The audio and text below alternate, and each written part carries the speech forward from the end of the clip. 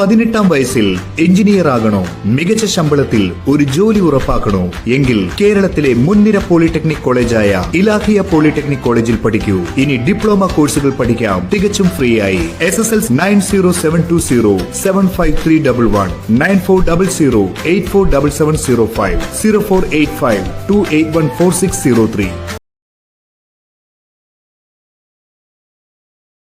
ശമ്പള പെൻഷൻ പരിഷ്കരണ കമ്മീഷനെ നിയമിക്കുക, DA കുടിശ്ശിക ഉടൻ അനുവദിക്കുക, ശുചീകരണ തൊഴിലാളികൾക്ക് സർവീസ് റൂൾ ഉണ്ടാക്കുക, CLR പ്രകാരം തൊഴിലാളികളെ സ്ഥിരപ്പെടുത്തുക, പങ്കാളിത്ത പെൻഷനിലെ അപാകതകൾ പരിഹരിക്കുക തുടങ്ങിയ ആവശ്യങ്ങൾ ഉന്നയിച്ചുകൊണ്ട് Kerala municipal and corporation workers Congress INTUC സംസ്ഥാന കമ്മിറ്റിയുടെ ആഹ്വാനപ്രകാരം ആലപ്പുഴ നഗരസഭയ്ക്ക് മുന്നിൽ പ്രതിഷേധ ധർണ സംഘടിപ്പിച്ചു.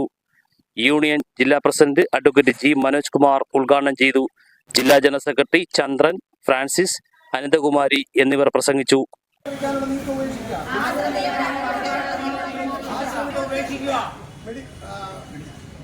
സർക്കാരിന്റെ വീതം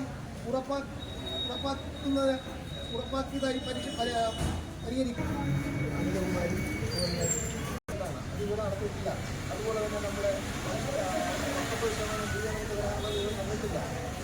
കരിദിനാചരണത്തിൻ്റെ ഭാഗമായിട്ടാണ് KSWC ആലപ്പുഴ നഗരസഭാ യൂണിറ്റ് കമ്മിറ്റിയുടെ നേതൃത്വത്തിൽ ഈ നഗരസഭയ്ക്ക് മുമ്പിൽ നമ്മുടെ തൊഴിൽ ദിനം നഷ്ടപ്പെടുത്താതെ തൊഴിലെടുത്തതിന് ശേഷമാണ് നമ്മൾ ഈ പ്രതിഷേധം നടത്തുന്നത്. യഥാർത്ഥത്തിൽ ഈ തൊഴിലെടുക്കുന്നവരോട് എല്ലാ മേഖലയിലുള്ള തൊഴിലെടുക്കുന്ന ആളുകളോടും ഈ സർക്കാരിൻ്റെ സമീപനം എന്താണെന്ന് കഴിഞ്ഞ കുറേ നാളുകളായി നമ്മൾ കണ്ടുകൊണ്ടിരിക്കും.